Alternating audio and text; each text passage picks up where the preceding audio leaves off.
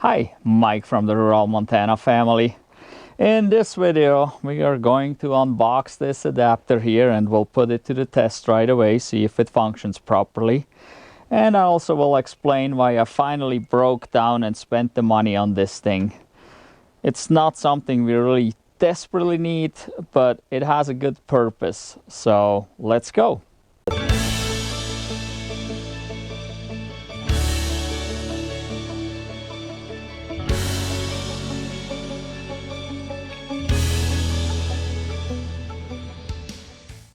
Alright, so this adapter is a 40 amp 250 volt rated adapter, and what it actually does, it allows us to charge an EV that has a J1772 to be charged from a Tesla type connector.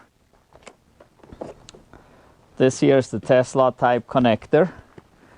And we got a J1772 here.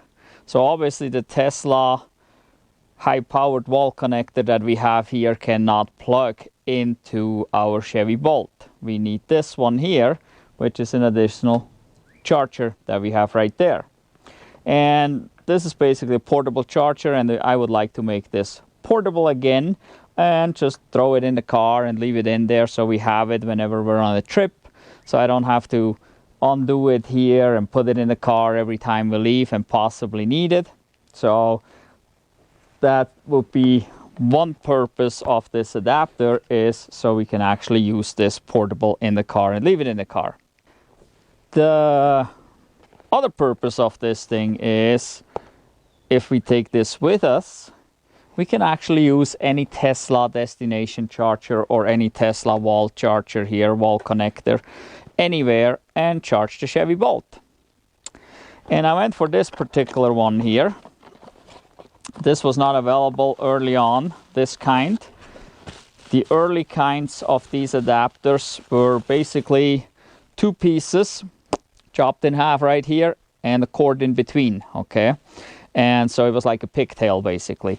And this is a single piece, and I like this better because the single piece, the size that this here is, this will fit in the glove box or in the center console somewhere, and so I don't have to throw it in the trunk or on the back seat or on the floor or something. I can put it away and it's neatly put away. So let's see here. We have this end right here, which is the Tesla end. So this plugs in here. Oh, it doesn't latch. Let's look. Got a lock, manual lock here. So we gotta slide this to lock. Now it's locked. That works great. And now we got a J1772 right here. So now this whole thing can plug into our Bolt. So now that I'm using the one right here, this high-powered wall connector for the Bolt, and I'm using this high-powered wall connector for the Tesla, now I would overload the system. But the nice thing is, these two are hooked together and they communicate with each other. So this here is the main unit, and the main unit is set to 40 amps. This is actually a 50 amp circuit that this is all hooked to. And this unit knows that the two chargers together, the two high-powered wall connectors together, cannot use more than 40 amps. Why 40 amps? Since it's a 50 amp circuit, because you cannot load up a 50 amp or any circuit with more than 80%. You can for a very short period of time, but not for continuous use like charging for several hours. You're only supposed to do 80%, so 40 amps in this case. And so this charger here, this high-powered wall connector here, will control that. And so this now allows us so that when we come home, both at the same time or almost at the same time, that we can plug both cars in at the same time, walk away, and don't have to worry about anything. So far, by using this charger here, this portable charging box that it says on there, which is an EVSE, this has this NEMA 1450, and we got a NEMA 1450 box right there. This is usually plugged in here. This is on the same circuit as these two high-powered wall connectors. So if this is plugged in here and the Bolt is charging, the Bolt will be charging at 32 amps because that's what it does, unless it gets way up there and it will slow itself down after about 90-95%. But other than that, it will draw 32 amps. Well, then there's only 8 amps left. So if the Bolt's charging and we come home with the Tesla and we plug the Tesla in, the Tesla itself could draw another 40 amps. That would be 72 amps total. So far, I could deal with that real easy because the Tesla has a feature that the Bolt doesn't have. In the Tesla, I can actually lower the charge rate. Oh, and there goes one of these old dinosaur gas guzzling trucks rattling by. There we go. Okay, so in the Tesla, I can actually lower the charge rate on the main screen. I can go into the charge settings and lower that down so I can bring it down to like 6 amps. And then we have about 38 amps total draw, and both cars can charge at the same time. But if I would forget that and I plug them both in, there's a chance I would trip the breaker. Chances are that it doesn't trip the breaker because the Tesla has safety features built in. So as the amperage goes up, the voltage may drop enough that the Tesla actually lowers the charge rate automatically. Tesla is extremely advanced compared to the Chevy Bolt in regards to features like that, and the Tesla will protect itself and even tries to protect your electrical grid here at home. But that only goes so far. There's a chance that it will trip, and obviously if the Bolt gets 32 and the Tesla only gets 6, the Tesla takes forever and ever to charge. And with this setup here now, if this functions as designed, we get about half maybe. It depends a little bit on how this unit will control the power. But we should be somewhere basically 20-20. Maybe one gets a little more than the other. But I should definitely get more than about 6 or 8 amps on the Tesla. And so it will charge a lot faster. And then also, yeah, we can go anywhere with this, take it with us, and plug it in at a Tesla destination charger. So that will be really cool because that gives us opportunities to go places that we couldn't go yet with the Bolt, because there may not have been any chargers for a Bolt. No DC fast chargers, no J1772s. There's quite a lot of Tesla destination chargers out there, since Tesla been doing this for about 12 years now or so, and so there's a lot of them out there. A lot of places, hotels that actually have these boxes on the wall somewhere or outside, and especially if you're staying there, you're usually allowed to use it for free. Quite frequently you're allowed to use it for a small fee if you're not a guest at such a place, but it gives us some options with traveling as well. So now let's see if we can plug this into the Bolt, and then we'll look at how fast the Bolt is charging and how fast the Tesla is charging. We're over here at the Bolt now, at its charge port. And so the standard J1772, which is the top part, should plug in right there, and it sure does. No problem whatsoever. And I was kind of concerned that this here may be too long and there would be a lot of weight on here, but it doesn't feel bad at all. It actually seems pretty good.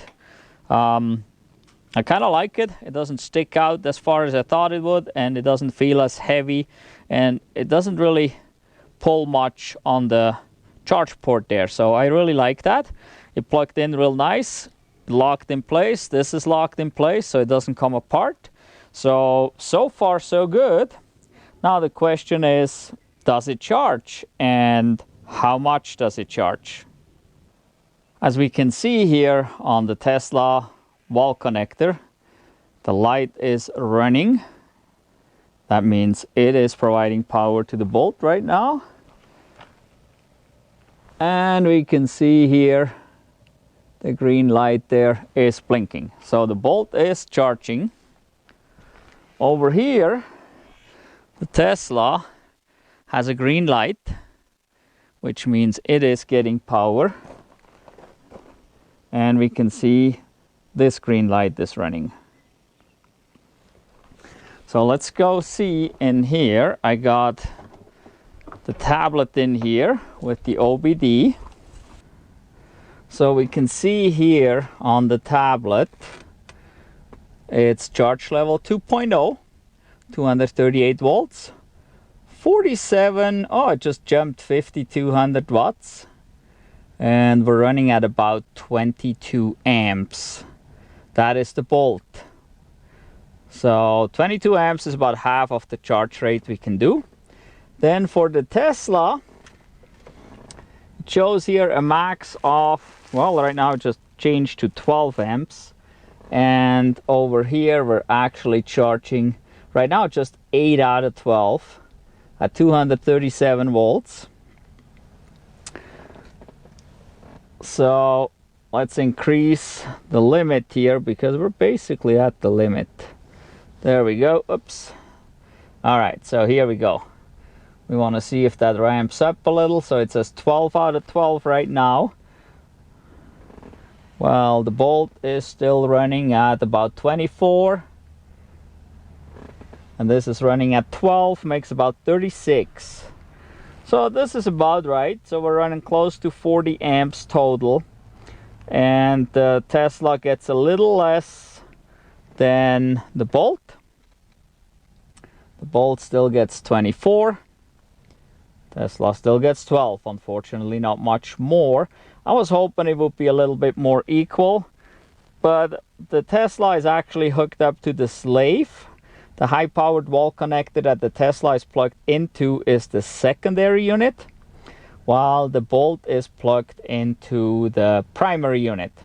So it is possible that the primary unit gets assigned a little more power. We can still see it's 22. So, but we're pretty steady here. The Tesla goes up and down a little bit here. We're 10 to 12 amps right now. But that's not too terrible. Better than 6 that I had before. So definitely this little gizmo is working because we are charging both cars at the same time without tripping the breaker. Now we got to go outside and see if this actually properly disconnects when I try to unplug the Bolt. So it's still charging the Bolt right here. So now when I press this lock here, we should hear a click and that should stop the power. And if that does not happen, then we have a safety issue, because once I unlock here, I can pull the plug.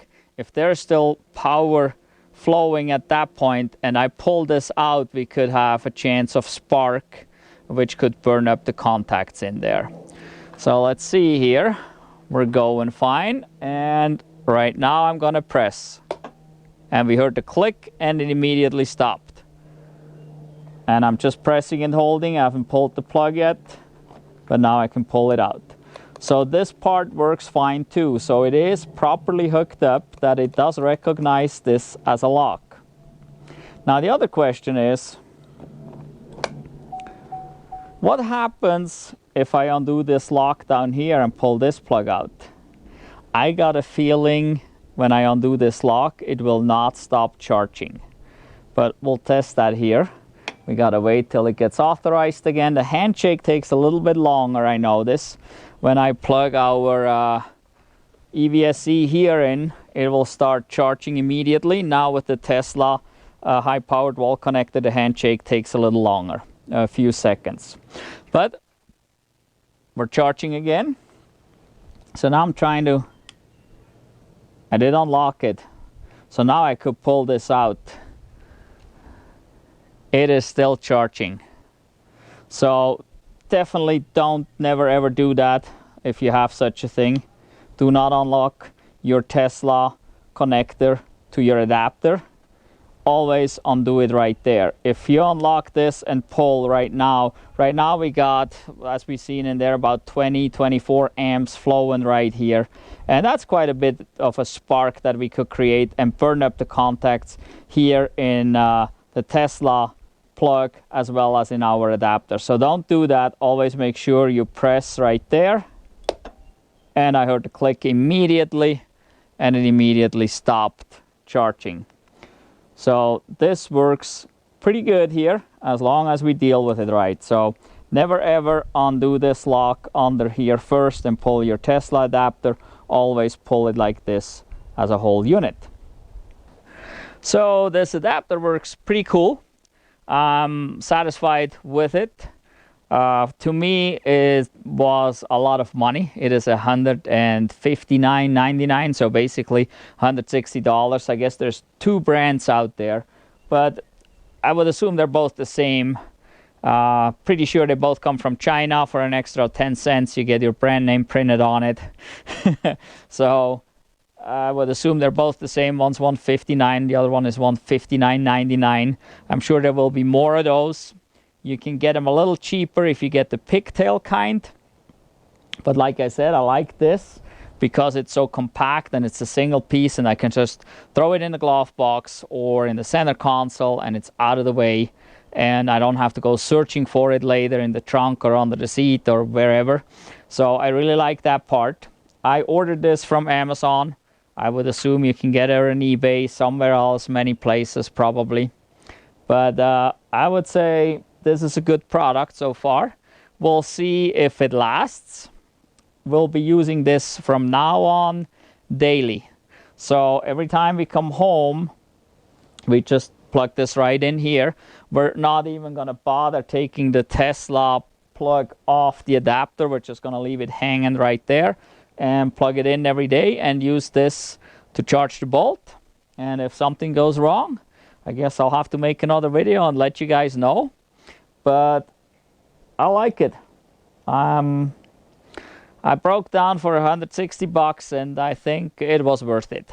And we'll see if we can actually now go some places that we couldn't have before by using Tesla destination chargers. Another advantage is you may go somewhere where they have a J1772, but somebody else may be there already. And right next to that J1772, there's a Tesla destination charger and no Tesla there. Now with this, you can plug in there. So there's quite some advantages to that. Pretty happy so far. I will update you if something goes wrong with this unit. Like I said, we'll be using it daily from now on. Well, please, if you haven't done so yet, give us a thumbs up for this video. The sooner you give us a thumbs up, the better in the video, because YouTube algorithm works like that. For every thumbs up, the sooner they come in, the more it will show this video to other people. And we really would like to grow the channel. We do have lots of watching hours. Lots of people are actually watching our videos, but only very few. Only 20% of you guys are girls, ladies, are subscribed to our channel. So please subscribe to our channel. We would love to reach the 1,000 subscriber limit, because right now I know you have to watch commercials in front of our videos, after our videos. I don't know where YouTube throws them in, but I know YouTube now plays advertisements with our videos, and our channel does not benefit from it, okay? You might think we do, but we don't. YouTube is the boss, and YouTube says they can play ads whenever they want on anybody's videos. That's up to them. And they do play them on our videos, but we are not monetized because we don't have 1,000 subscribers. We do have more than the 4,000 required watching hours in the past 12 months. We have over 5,000 of those watching hours, so we would be good there. But please subscribe if you watch our videos. Please. This would really help us. Then we could grow the channel. I would be able to afford maybe a second camera, make those videos even a little better. Then they'll be easier to watch. and YouTube forces you to watch the advertisements anyway. But you'll watch our videos. You obviously like our videos if you watch them, but we have no benefit from it, and you have to watch the ads no matter what. So please help us get to 1,000 subscribers as quickly as possible. You still will have to view the ads, but at least maybe we get a little benefit from that and can upgrade our equipment and make the videos even better, so you will enjoy them even more. In any event, thank you for watching. Goodbye.